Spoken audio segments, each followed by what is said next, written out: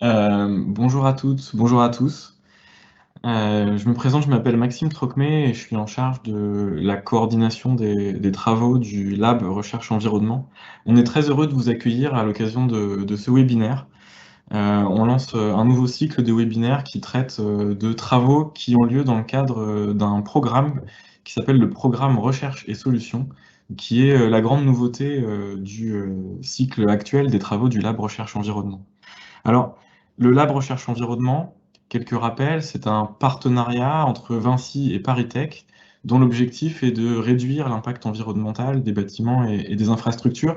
Pour cela, on travaille avec l'École des mines de Paris, dont le domaine d'expertise est celui de la simulation énergétique et l'analyse de cycle de vie des bâtiments. On a aussi comme partenaire l'École des ponts, qui travaille sur les questions de mobilité durable, et enfin AgroParisTech, dont le domaine d'expertise est la biodiversité, donc biodiversité soit sur les grands projets d'infrastructure, jusque aux considérations plus récentes sur l'agriculture urbaine. Alors, le Lab Recherche Environnement, c'est un partenariat qui a 12 ans, et comme je disais, il y a une grande nouveauté cette année, une évolution majeure qui date même de l'année dernière, de 2020. Avec la création donc d'un programme qui est dédié à des sujets de recherche qui sont directement en lien avec des solutions environnementales développées par les filiales de Vinci. Donc on a naturellement appelé ce programme Recherche et Solutions.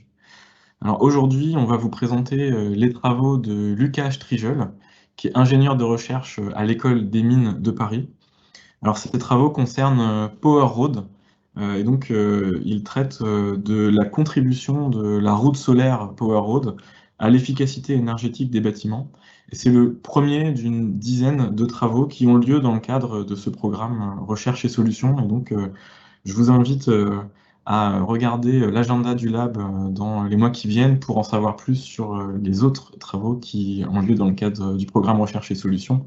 Pour cela, vous pouvez consulter l'avancement de nos travaux sur notre site internet labrechercheenvironnement.org, et vous pouvez également nous suivre sur LinkedIn où vous êtes de plus en plus nombreux. On a passé la barre des 2000 la semaine dernière et on est vraiment très contents. Ce webinaire, on a voulu le faire, on a voulu faire une présentation en tandem, donc un tandem chercheur, Lucas, et donc l'autre membre du tandem, plus opérationnel, chez Eurovia, avec Sandrine Vergne, qui est ingénieure en développement technique chez Eurovia. Et c'est Sandrine qui va débuter ce webinaire en nous présentant. Donc Sandrine, est-ce que tu peux nous présenter la technologie Power Road? Donc je te passe la parole pour cela. Oui, bonjour, je m'appelle Sandrine Verne, donc je travaille chez Eurovia à la direction technique et recherche et je suis en charge du développement technique de Power Road, dont je vais vous parler tout de suite en vous présentant comment cela fonctionne.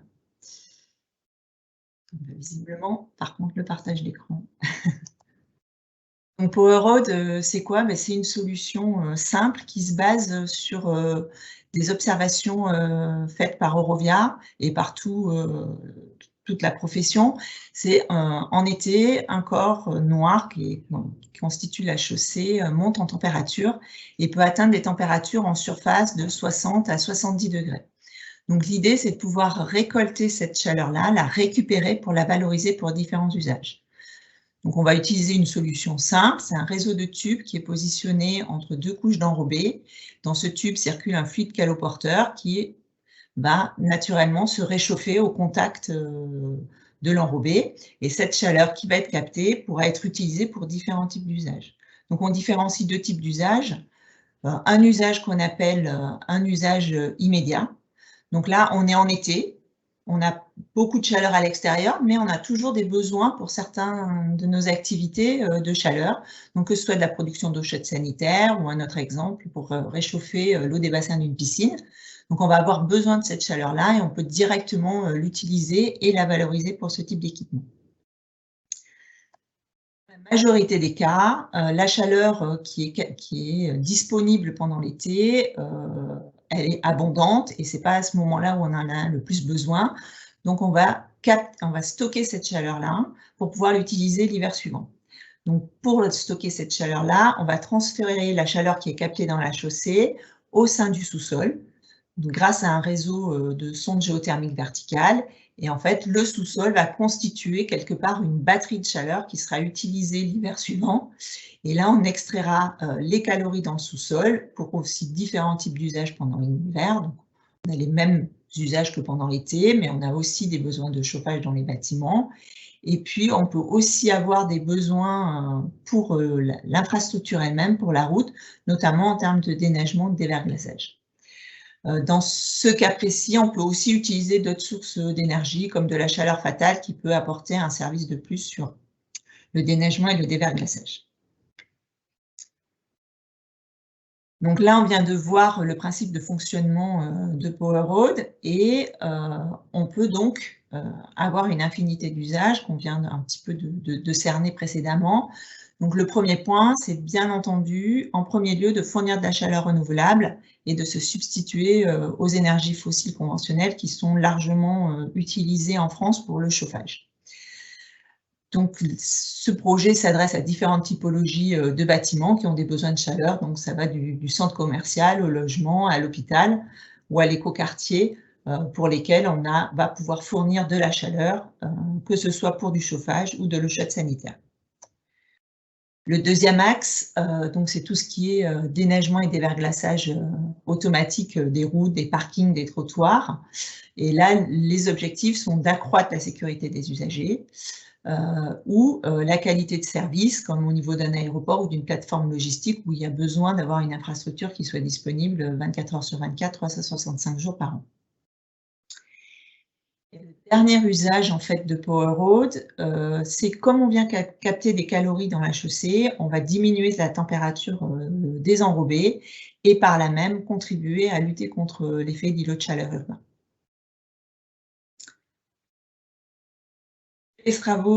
Tous ces travaux ont fait l'objet d'un programme de recherche financé par l'ADEME, donc le programme d'investissement d'avenir ou du futur, qui a permis de lever l'ensemble des verrous technologies associés à la solution PowerRoad.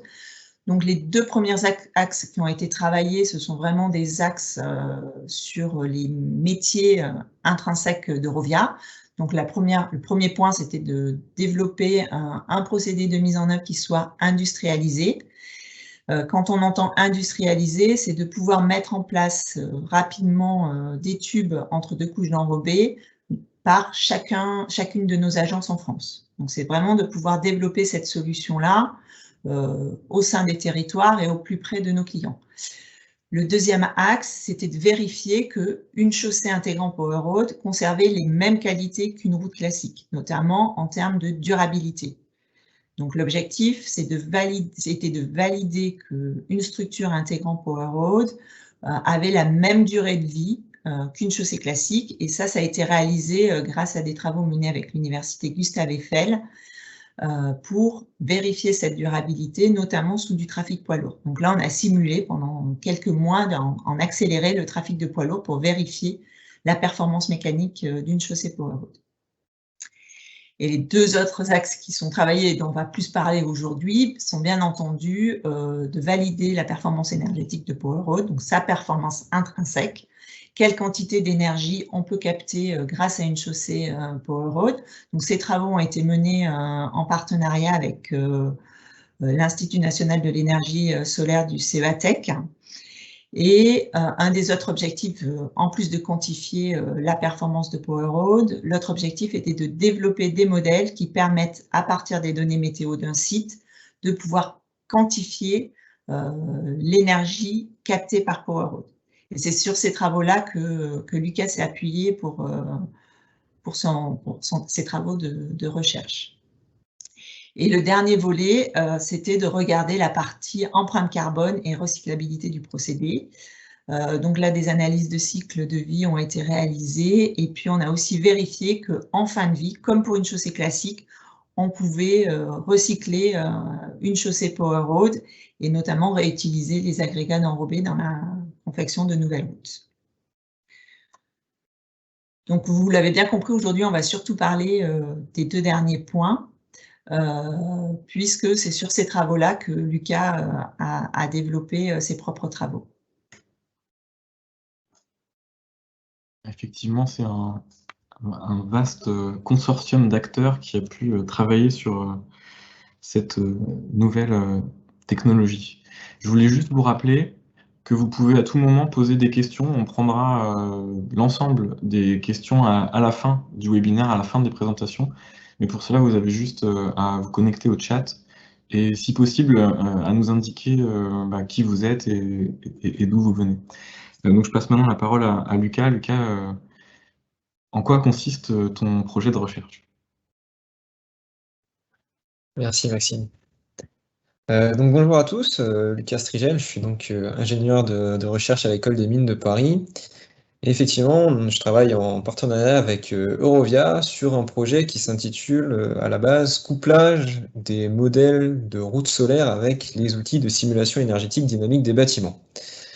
Alors derrière ce titre un peu technique se cache en fait un constat qui est qu'il y a un certain écart entre les premiers modèles, en tout cas réalisés par le CEATEC, qui fonctionnent en fait, disons, qui simulent Powerroad de façon autonome, tout seul, et ce schéma que je vous ai présenté, qui met en jeu une installation d'un système Powerroad avec des pompes à chaleur, des sondes géothermiques verticales et des ballons de chauffage. Les flèches sur ce schéma vous montrent les échanges de chaleur qu'il y a entre ces différents éléments. Et en plus de tout ça, on a bien sûr les niveaux de température de la source froide, par exemple, qui va jouer sur le coefficient de performance de la pompe à chaleur. En tout cas, on voit bien que Powerroad est intimement lié à ces différents éléments. Et donc, si on souhaite dimensionner un système qui inclut du Powerroad, il va falloir le faire de façon globale. Et donc, le but, ça va être de fournir des outils au bureau d'études qui inclut justement les modèles de routes solaires et de Powerroad en l'occurrence. Donc l'avantage va être d'une part de pouvoir faire ces dimensionnements en phase très amont du projet. Là, on peut vraiment intervenir, parce que c'est toujours plus compliqué d'arriver en plein milieu d'un projet avec une solution comme ça. Et ensuite, bien sûr, ça va être aussi de donner une certaine visibilité à la solution Powerroad, parce que si le bureau d'études a dans sa boîte à outils, disons, ce dispositif, il va plus facilement y penser, et donc ça va nous permettre de mettre en œuvre ce genre de solution dans plus de projets. Je vais passer à la slide suivante. Merci. Donc, avant de vous parler du couplage à proprement parler, je voulais rapidement passer sur l'outil de simulation énergétique dynamique, donc Pléiade, que nous on utilise au lab, et vous parler un peu de son fonctionnement, notamment Comfy, qui est donc le cœur de calcul, qui va donc simuler les besoins thermiques du bâtiment à partir de certaines données d'entrée. Donc ça va être les compositions de parois, ça va être les données météo, le comportement des usagers, les apports internes au bâtiment. Et après avoir fait ce calcul de besoins thermiques, on va pouvoir enrichir la simulation avec des composants en fait. Par exemple, le composant de ventilation naturelle va permettre de calculer des débits de ventilation en fonction de la différence de température, en fonction de la vitesse de vent à l'extérieur. Et donc l'idée, ça va être de créer un composant pompe à chaleur dans lequel on va rassembler les différents modèles qui sont en jeu dans les installations mettant en œuvre Powerroad. Il va y avoir des modèles de pompe à chaleur, des modèles de sonde géothermique verticale et évidemment les modèles de routes solaires.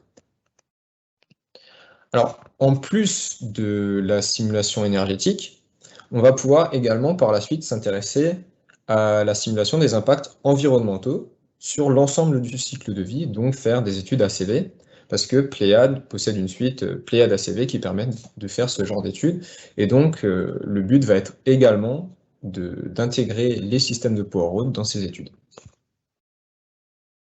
Je vais maintenant vous parler du couplage en tant que tel. Donc, on a intégré les modèles de routes solaires du CEATEC qui ont été développés dans un premier temps sous la forme d'une DLL. Alors, une DLL, c'est une Dynamic Link Library. dont je vous ai mis ici sur la diapo les schémas de principe. Alors, on ne va pas forcément rentrer dedans, c'est pas le but, mais une DLL, c'est, si vous voulez, une espèce de boîte noire qui contient le modèle qui va donc faire les calculs. Et en entrée et en sortie de cette boîte noire, vous allez avoir une espèce de grille de lecture, un dictionnaire qui va faire la communication entre le logiciel mère de simulation énergétique dynamique et le modèle qui fait les calculs à l'intérieur et qui va donner ces résultats à nouveau au logiciel mère.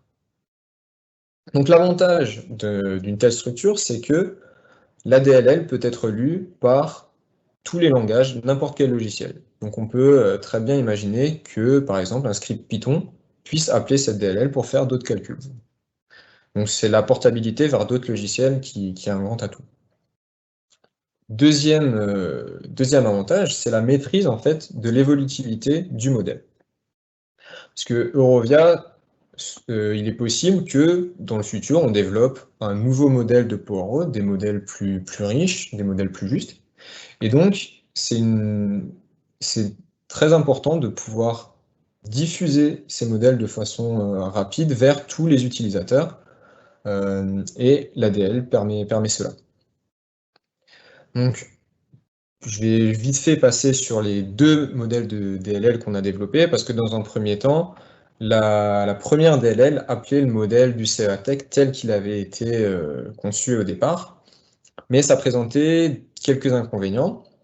On avait notamment plusieurs langages, donc au niveau de la maintenance du code, c'était pas forcément adéquat. On avait aussi de l'écriture de script qui pouvait un peu, disons, polluer, entre guillemets, les machines des utilisateurs.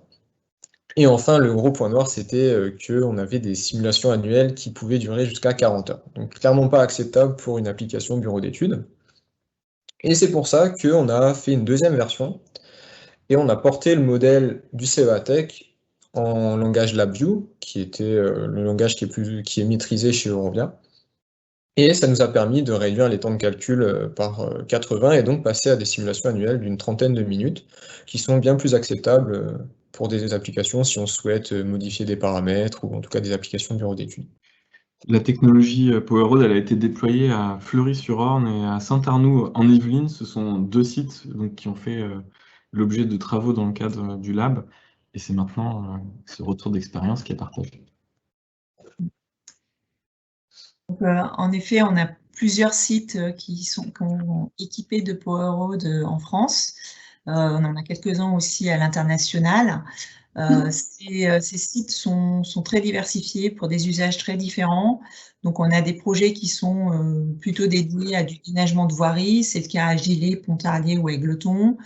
On a des projets qui s'adressent plutôt pour des bâtiments neufs tertiaires. C'est le cas au Lonzac, sur de la rénovation de logements sociaux à Fleury-sur-Orne ou sur des équipements comme une piscine à Feurs. Donc, on a un panel en fait de projets intéressants justement pour mener des travaux de recherche appliqués.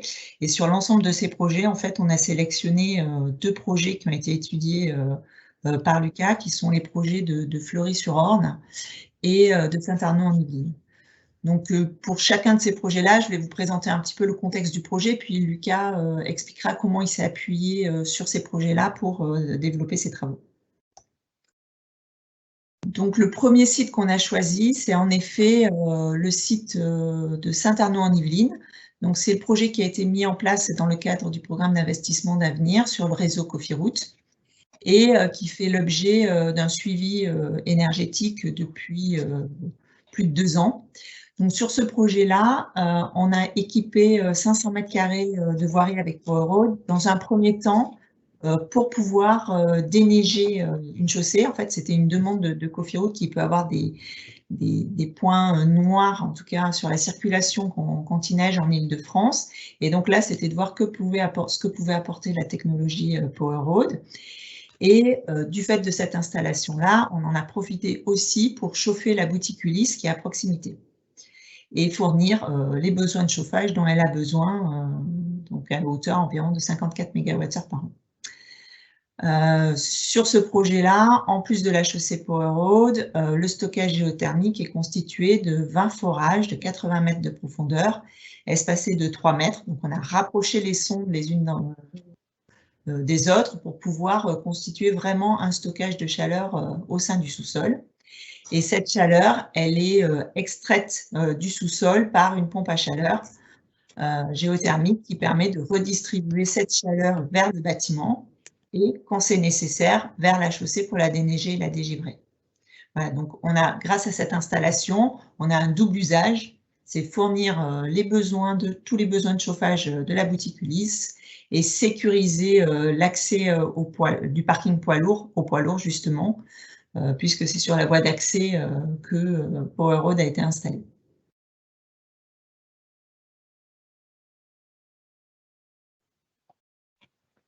Donc, avant de vous parler un peu de la méthodologie de la construction du projet, je voulais aussi souligner l'importance que sur ces deux sites, en fait, Eurovia a tout instrumenté. C'est-à-dire qu'on va avoir des données de température, de débit sur quasiment tous les équipements. Et donc, c'est super important oui, c'est super important pour pouvoir vérifier que nos modèles numériques soient justes et concordent avec la réalité. Et donc, ça souligne aussi l'importance justement de la collaboration entre opérationnels et chercheurs. Et voilà, je voulais un peu souligner ça là. Et donc, pour vous parler un peu plus de la méthode sur le projet, donc dans un premier temps, on va modéliser le bâtiment, donc pour essayer d'approcher au plus près les besoins de chaleur. Donc évidemment, si on peut se rendre sur site pour avoir plus d'informations sur les habitudes des occupants, sur les compositions un peu plus spécifiques des parois, c'est toujours bénéfique. Et une fois qu'on a approché les besoins de chaleur au plus proche, on va devoir établir un algorithme de régulation qui va piloter les systèmes. Parce que en fonction des différentes conditions extérieures, en fonction du besoin de chauffage, en fonction de la température de la route, par exemple, on va se trouver dans une certaine configuration de fonctionnement. Et le but va être justement de créer cet algorithme qui va appeler les modèles les uns à la suite des autres et qui va faire notamment, par exemple, converger des températures les unes vers les autres.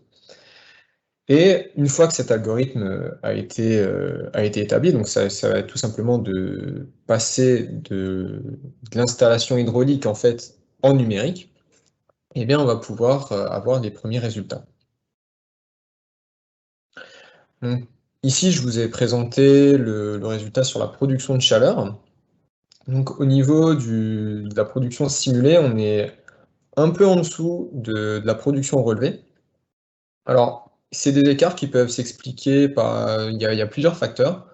Notamment, on est en mi-saison et à l'époque, il y avait des travaux qui ont pu occasionner des ouvertures, par exemple fermeture des portes un peu intempestives qui ont augmenté les besoins de chaleur, ce qui n'a pas forcément été pris en compte dans la simulation.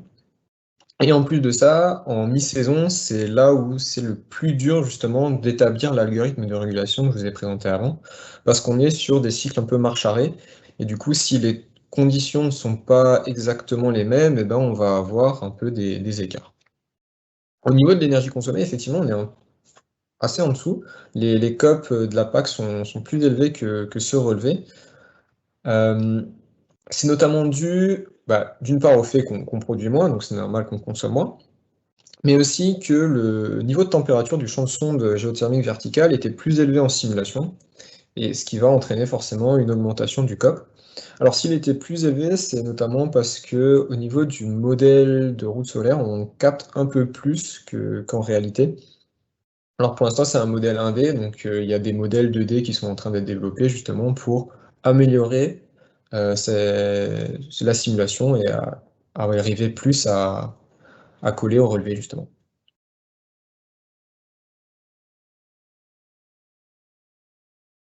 Ce sont des échanges réguliers avec Lucas pour optimiser et bien communiquer sur comment fonctionne l'installation, ce qui n'est pas toujours évident en fait de comprendre tous les mécanismes en fait qui permettent de gérer les différents dispositifs. Et comme on l'a vu par exemple les difficultés de prendre en compte le déneigement. Donc on a étudié un deuxième site mais qui faisait aussi, qui a ses propres difficultés.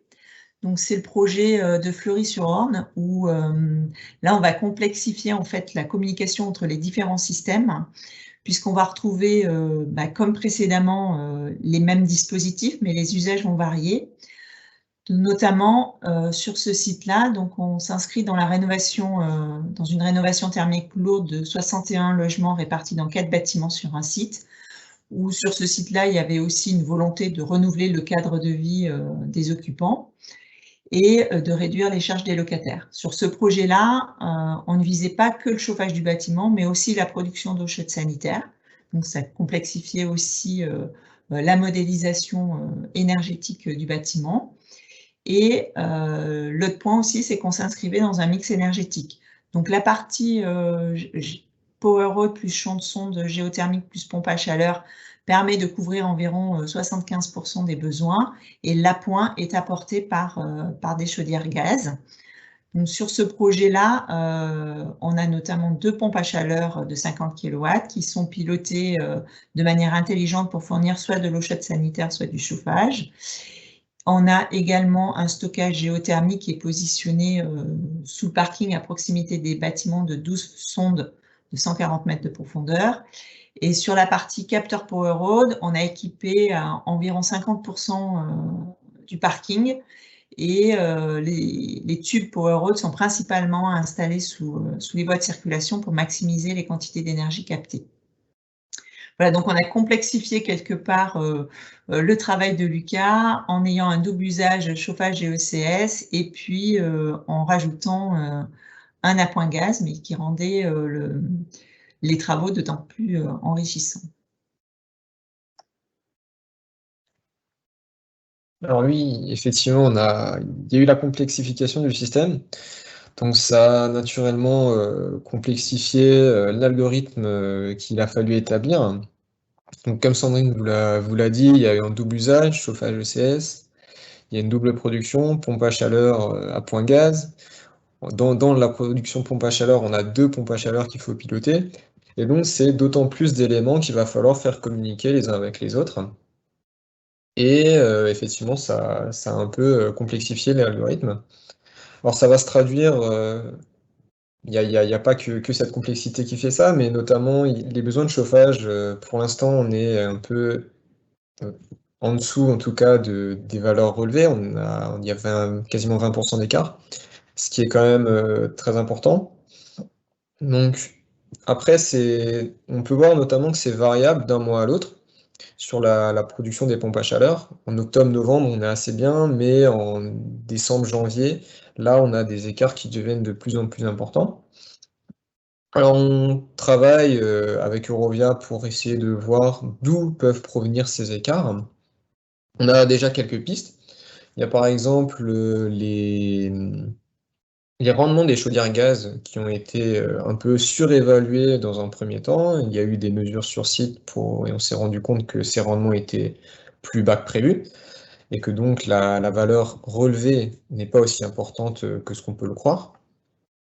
En plus de ça, on a une bouteille de découplage hydraulique qui, dans la simulation, fonctionne en casse-pression, alors quand l'état sur le site, elle fonctionne plutôt en mélange, et donc on va refroidir la production avec les retours de façon intempestive, et donc ça va occasionner de la surproduction donc qui n'est pas modélisée, et donc on peut avoir par exemple des écarts à partir de ça. Donc on est en train de travailler là-dessus pour avoir des simulations qui soient un peu plus justes, disons. Avec ces graphiques, j'ai voulu vous présenter un peu à quoi justement ça peut servir d'intégrer les modèles de route solaire dans les outils de simulation énergétique dynamique, si on ne vous a toujours pas convaincu. Alors en fait, ce qu'on remarque sur ce graphique, c'est que autour de midi en général, lorsque le fluide dans Power Road va s'échauffer, mais que le circulateur va s'éteindre, par exemple pour permettre la production de CS par la pompe à chaleur dans le champ de sonde, et bien le fluide va monter très vite en température et dépasser 40 degrés. Alors cette limite de 40 degrés, c'est c'est la limite de température à partir de laquelle on ne peut plus injecter de chaleur dans le champ de sonde. Et en fait, on se rend compte qu'il peut être intéressant d'optimiser le circuit hydraulique pour permettre soit de, par exemple, boucler les pompes à chaleur sur le power-on directement, ou alors en tout cas de permettre à la fois la recharge du champ de sonde et son extraction de calories par les pompes à chaleur. Donc typiquement, vraiment simuler à la fois la route solaire, le champ de sonde et la PAC en même temps, ça permet d'anticiper ces optimisations et de les faire directement en amont de projet. Et donc, et je vous ai aussi mis les valeurs captées, simulées, relevées. À nouveau, c'était aussi pour illustrer le fait que on peut avoir des écarts dus au modèle.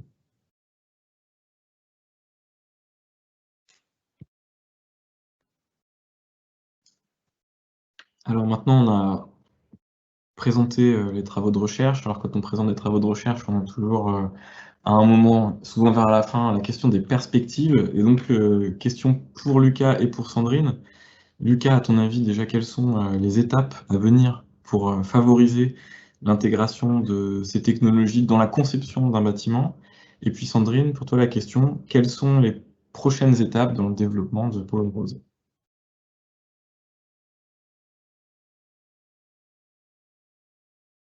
Donc, dans les prochaines étapes de développement de PowerRoad, c'est de pouvoir intégrer, en plus des simulations énergétiques dynamiques, les analyses de cycle de vie.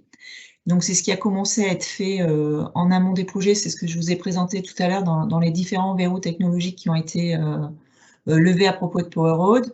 Donc, on a réalisé des analyses de cycle de vie, à la fois pour quantifier les contributions aux impacts environnementaux des différents systèmes composant PowerRoad, et puis pouvoir faire de l'éco-conception derrière, et puis ensuite de pouvoir comparer d'un point de vue environnemental un autre PowerRoad à un autre système énergétique pour pouvoir, à service rendu égal, voir quelles pouvaient être les améliorations en termes d'impact sur l'environnement.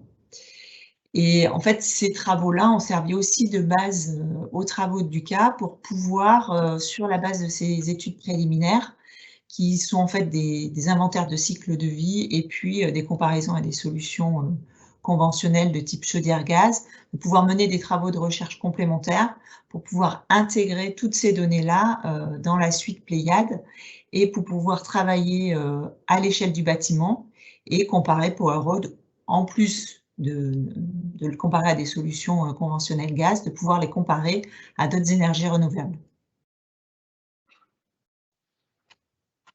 Oui, effectivement, comme Sandrine l'a dit, il est important aussi d'en plus d'une simulation énergétique dynamique, de faire une analyse environnementale de la solution.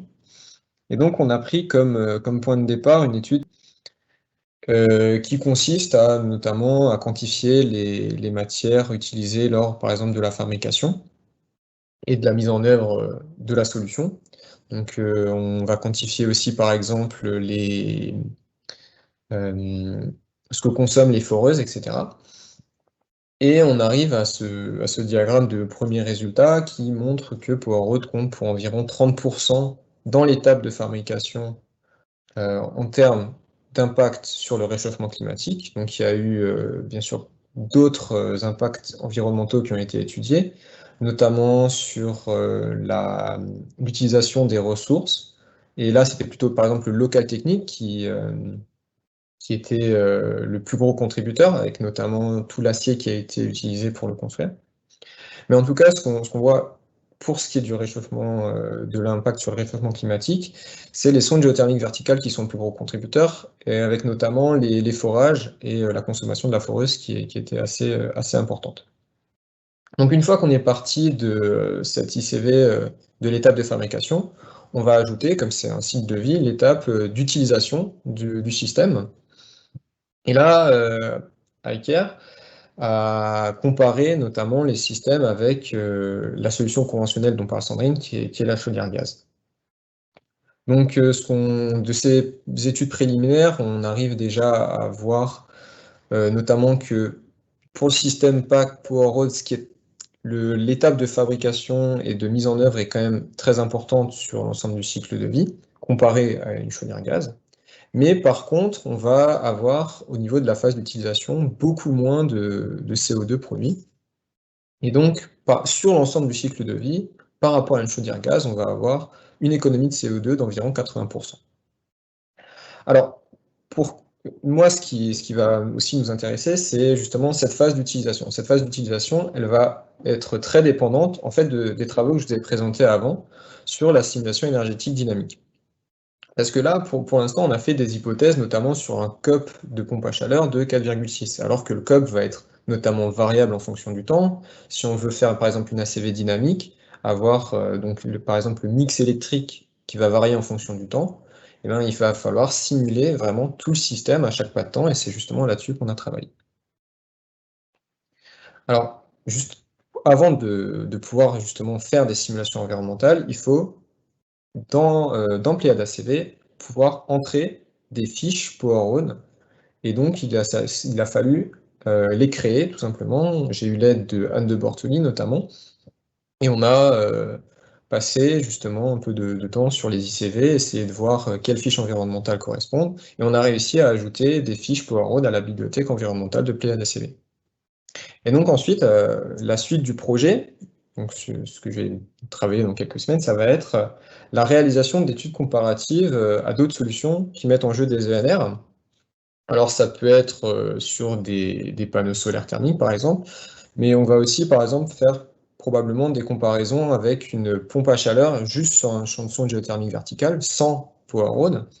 Et là, la comparaison va être un peu plus difficile que sur un système gaz classique, notamment parce que grâce à l'ajout d'un PowerOne, on va pouvoir réduire le champ de sonde, donc on va réduire l'impact du champ de sonde à la fabrication, certes, mais on va augmenter, enfin en tout cas, on va ajouter les impacts de PowerOne, bien sûr, mais durant la phase d'utilisation, grâce à PowerOne, on va pouvoir, par exemple, augmenter la température du champ de sonde et ainsi les coefficients de performance de la PAC, donc réduire les consommations de cette PAC.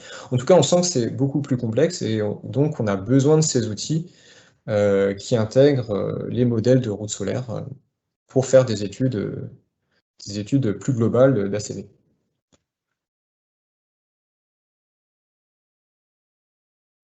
Donc pour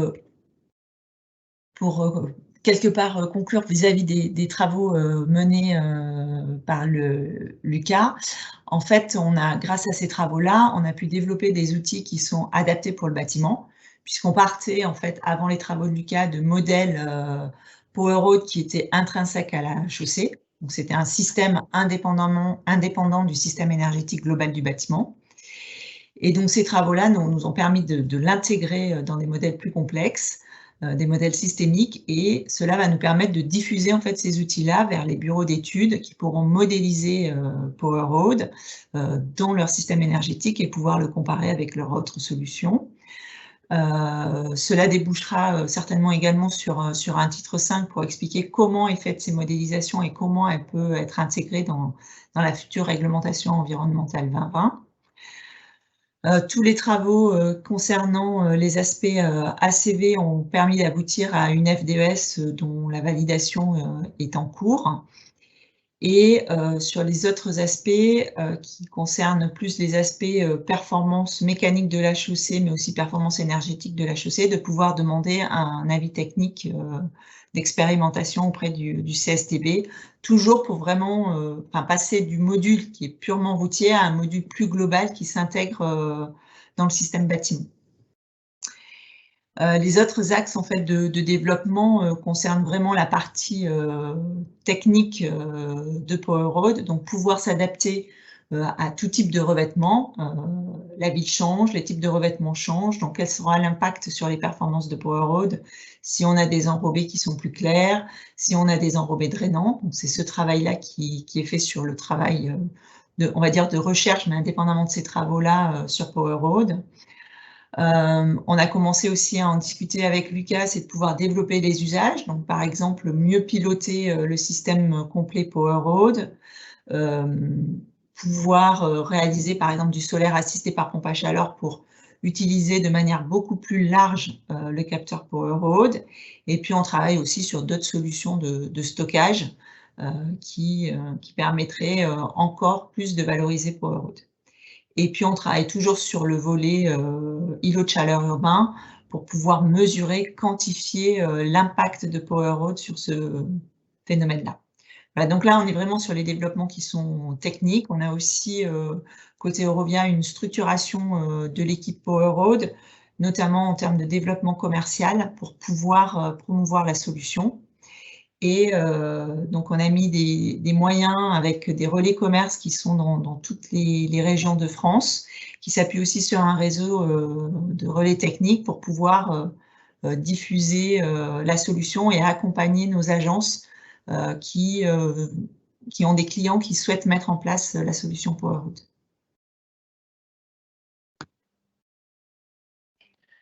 Justement, quel serait ton conseil principal pour les participants qui souhaitent intégrer la technologie Powerroad dans leur projet? Quand on est sur un projet de bâtiment neuf, c'est d'être très en amont, mais je pense que tous les concepteurs de bâtiment le savent. C'est important de très en amont définir quel vecteur énergétique on va choisir pour pouvoir, là, en l'occurrence, chauffer le bâtiment et d'être sur un projet avec une volonté d'intégrer des énergies renouvelables bas carbone, qui est une vraie volonté environnementale sur le projet, notamment quand c'est un projet de rénovation, parce qu'une solution Powerroad, comme la plupart des énergies renouvelables, nécessite un investissement important au départ, mais une rentabilité dans le temps. Et donc, il faut intégrer aussi une vraie volonté au départ de s'engager dans ce type de projet. À Fleury-sur-Orne, là, sur le projet que tu as présenté, on a vu les photos, mais au final, la Powerroad, elle est située à quel endroit? C'est le parking? À quel élément ça correspond du projet? Oui, en fait, donc le site de Fleury-sur-Orne, il est constitué de 5 bâtiments. Au départ, il y avait un seul parking en très mauvais état, donc c'est pour ça que je dis qu'il y avait aussi une volonté de renouveler le cadre de vie et d'augmenter les places de stationnement au sein de la résidence. Et donc le parking, il est vraiment intégré au sein de la résidence. Donc on est vraiment sur le même site. Et donc pour revenir à ton point de considérer ce type de technologie en amont, j'imagine que classiquement dans un projet, un parking, on y pense plutôt à la fin, alors que là, il faut tout de suite avoir intégré dès le début que le parking sera un capteur solaire dans le projet. Oui, c'est un peu un changement de paradigme au sein d'Eurovia parce que Eurovia est une entreprise qui fait des travaux, donc qui intervient en fin de projet. Alors déjà, les enrobés sont faits souvent tout après le bâtiment, alors que là, en fait, il faut intégrer, dimensionner la solution en phase amont et le plus tôt possible pour pouvoir prendre en compte l'intégration du champ de sonde géothermique, pour pouvoir intégrer le local technique dans la construction. Donc c'est un changement aussi de se dire qu'il faut intervenir très en amont d'un projet, en tout cas pour Eurovia. Merci beaucoup à tous les deux, merci encore. Puis merci aussi, merci à Rosa qui a préparé cet événement et qui est à chaque fois dans les webinaires, dans la coulisse de la réalisation. Et même si on est maintenant bien aidé par ces outils, ça reste quand même à chaque fois un beau numéro d'équilibriste d'arriver à faire en sorte que tout fonctionne. Donc merci beaucoup Rosa. Je voulais conclure également en vous parlant d'une autre actualité. C'était ma déco aujourd'hui. C'est la sortie d'un ouvrage qui s'appelle Construire plus vite la ville durable. Donc c'est aux éditions Erol. Et c'est un ouvrage qui a été réalisé en lien avec l'équipe de Rêve de scène urbaine, donc un démonstrateur industriel de ville durable qui est situé à Plaine Commune, donc en banlieue nord de Paris. Et donc cet ouvrage s'appelle Construire plus vite la ville durable, et il réunit l'équipe du démonstrateur Rêve de scène urbaine, la Fabrique de la Cité, France Ville Durable, mais également les chercheurs du Lab Recherche Environnement. Et tout le propos s'articule autour des nouvelles formes de partenariat pour construire plus vite la ville durable. Et je pense qu'aujourd'hui, c'en était un bel exemple, en fait, d'arriver à faire travailler de façon concomitante à la fois les chercheurs, les scientifiques, avec peut-être des approches plus opérationnelles de constructeurs de la ville. Donc je vous invite vraiment à le parcourir, il est disponible dans toutes les bonnes librairies et également en ligne, notamment sur la boutique d'Erol. Voilà ce que je peux vous dire pour aujourd'hui. Il me reste à vous souhaiter une bonne fin de matinée et à vous indiquer que le replay de cet événement sera disponible très prochainement sur notre site labrechercheenvironnement.org. Merci aux intervenants, merci aux participants, à bientôt.